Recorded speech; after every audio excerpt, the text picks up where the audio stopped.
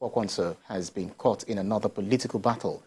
Chairmen and leaders of the NNPP in 10 states have called on him to stop parading himself as the national leader of the party.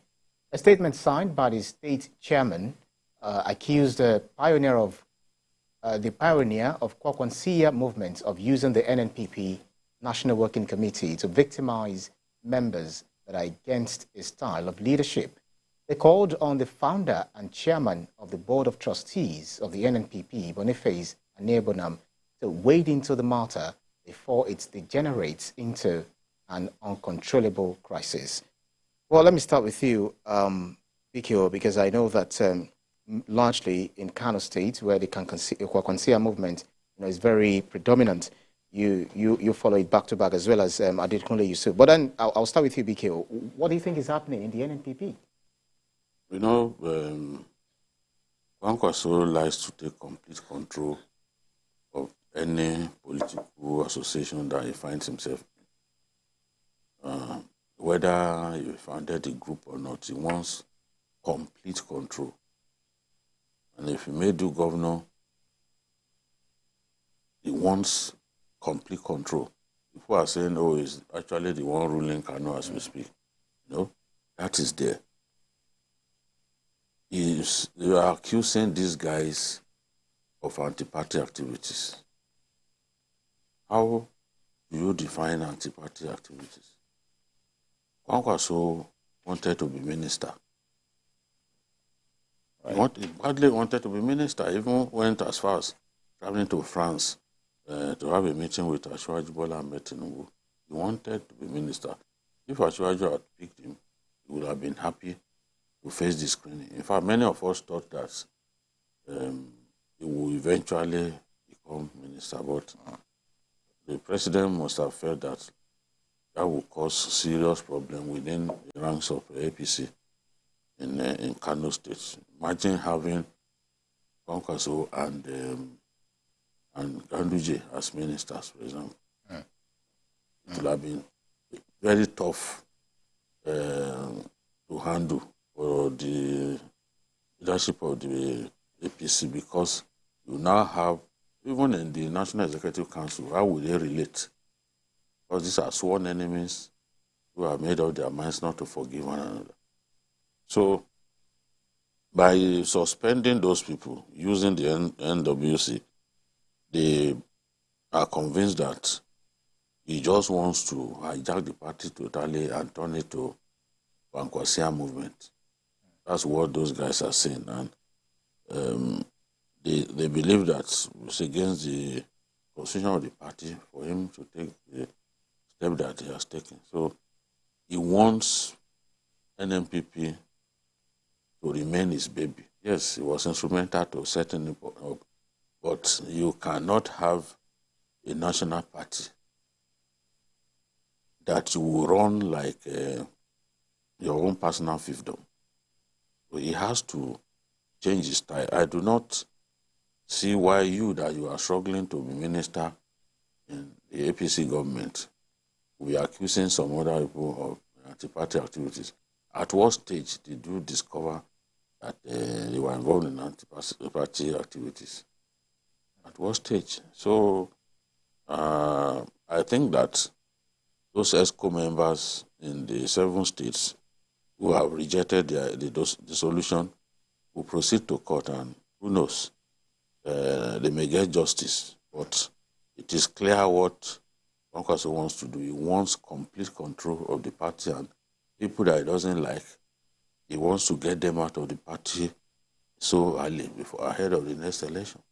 Interesting. And, it's just starting, the NNPC is just starting to reap the fruits, which they got as were they able to produce a governor, excuse me, in Kano State. But when you think of the NNPP, what comes to your mind? You think of Kwankwaso. Does it look like the party is woven around, his personality? And what do you think is the implication of this? Of course, there's no doubt the party is woven around who he is. Nobody knows how many people know the party. So it's Kwankwaso that brought his followership, whatever, to make the party what it is today. Probably they would have got nothing in this electoral cycle that we just finished. So, and you know, our politicians, the way they play their game is something that always baffles people who are not one of them. So what Kwankwanso is doing will not be strange to fellow politicians, because he will believe he has brought a lot to make the party what it is. But all of them do play anti-party activities.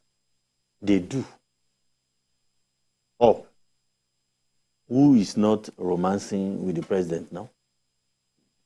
Is it people from the PDP? Many of those who have become everything they have become in their life through that party. But they are romancing with. So the winner is always the beautiful bride. You understand my point? So Kwankwaso himself has a case of anti-party, activity on his head. So if you're accusing me of something, are you not doing the same thing? So they're all involved. Kwankwaso wanted, just as Jide said, he was, in fact, he did everything to make Asiwaju to pick him as minister. He's having a running battle with the immediate, former governor, and you believe he should win and win totally. But look at the way Asiwaju has handled the whole thing. He didn't make either of them a minister. Right. And when the party slot was open, the job was given to Ganduje. After all, he's my party man. You are. You see? So. Absolutely, it was. So you can see that vacancy. It settles the game. Oh, you are having the state governor, the state government in your Ekiti. Yeah. So this man is having the party leadership in his bag. So every one of you, you look at how you said. So it's not a laughing matter, but now for one party to start accusing the other of anti-party, you are all involved. You're all doing it. You're all doing it. And if you think you have a bigger stake, which I believe you do, there's a way you bring them to your side, not dictatorial, tendencies. Well, a party has its own laws too. We'll talk about that. But then NNPP made, just like you said, they made a very good showing, in the presidential election and was able to win, Kano. So if this crisis, lingers on, what happens, and do you see the party going into oblivion just before if Kwankwaso is successfully kicked out, because it can happen? Yes, we've seen people form parties and there are people who are tired of them. But I know it will be difficult to kick Kwankwaso out of the party because he has the governor. And governors in our political environment are very powerful. They fund the party, they are very influential. So as long as he has the governor of a very big state, it will be difficult for anybody to do anything to him. But they don't want him going around parading himself as national leader of the party.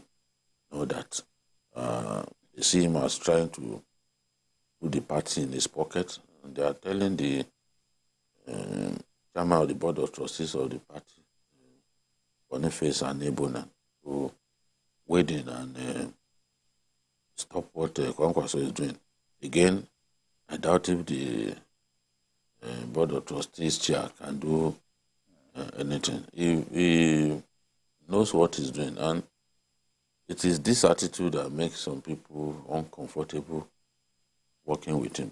What, in my view, will happen in the final analysis is it will be difficult for Kwankwaso to take the party beyond Kano. The party will just be like a glorified local party restricted to the home state of its founder, because you sent a terrible message when you target some party chairmen, state chapters.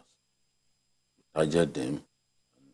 A good number of those states are even from the South and other, where you need to work hard.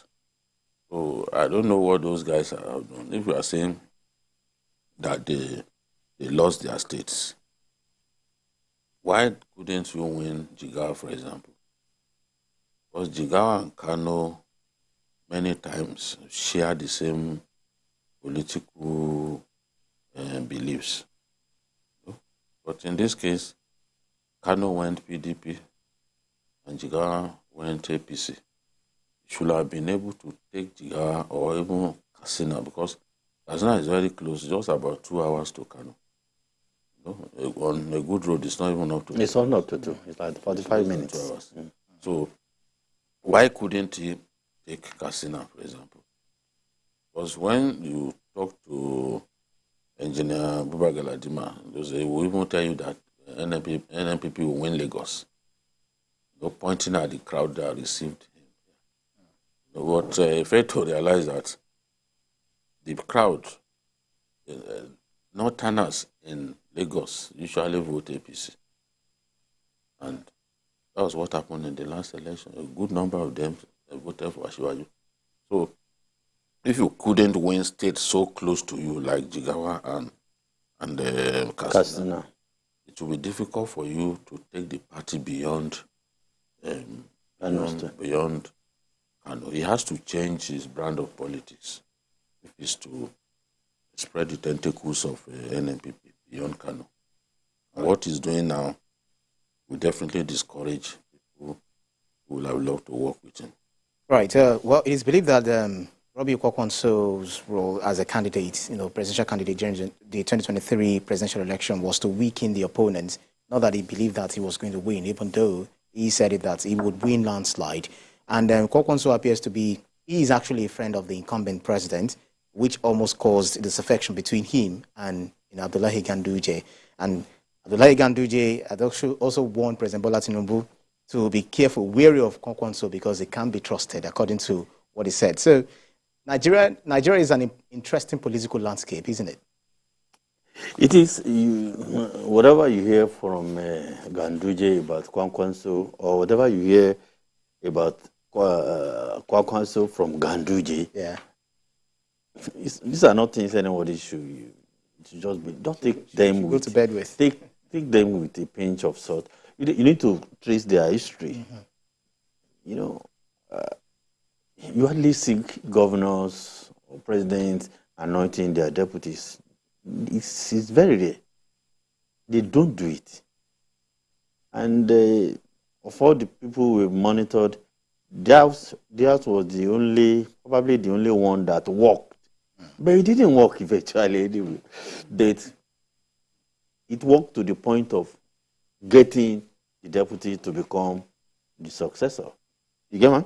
I get you. But at the end of the day, they parted ways. Let's even talk about how he treated Shekarau. So Shekarau got into the party and he refused to concede any position to him. In the end, Shekarau was forced to go back to the PDP. So they will call for meeting. Those people will show up. They will not show up. He made sure that he didn't give Shekarau anything. In politics, you have to be ready for power sharing. Absolutely. So how do big political heavyweights, how do they trust you if you treated Shekarau like that before our eyes? He just gave him that Kano Central. But Shekarau wanted to bring in his own people because that was the promise made to him.